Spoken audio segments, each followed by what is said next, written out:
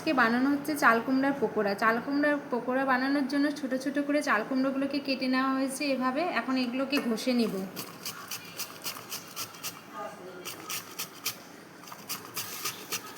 যে ঘষে নেওয়া হয়েছে, ঘষে নিয়ে চাল কুমড়োগুলোকে জল ছাড়িয়ে এইভাবে রাখতে হবে বাটিটার মধ্যে।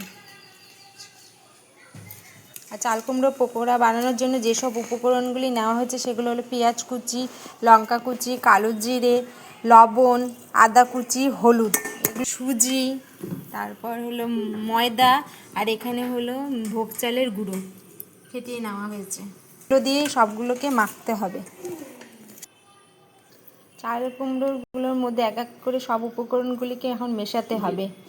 সুজি, ভোগ চাল বাটা আর ময়দা গুঁড়ো এগুলোকে সব কিছু দিয়ে একবারে মাখতে হবে। এভাবে এগুলোকে মেখে নিতে হবে। মাখার পর এগুলো এরকম হবে দেখতে। চাল কুমড়ার পকোড়াগুলো ভাজার জন্য কড়াইতে পরিমাণ মতন তেল দিয়ে নিতে হবে।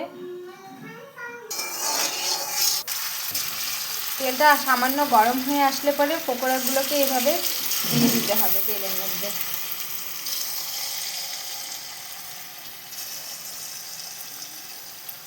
যখন এগুলো হালকা লাল লাল হয়ে আসবে তখন এগুলোকে তুলে ফেলতে হবে। এরকম করে বাদামি করে ভেজে নিতে হবে আপনাদেরকে। এই তুলে নেওয়া হলো পকোড়াগুলোকে। এই হয়ে গেল চাল কুমড়ার পকোড়া। এই পকোড়াগুলোকে আপনার সকালের ভাতের সঙ্গে ও ডাল ভাতের সঙ্গে খেতে পারবেন।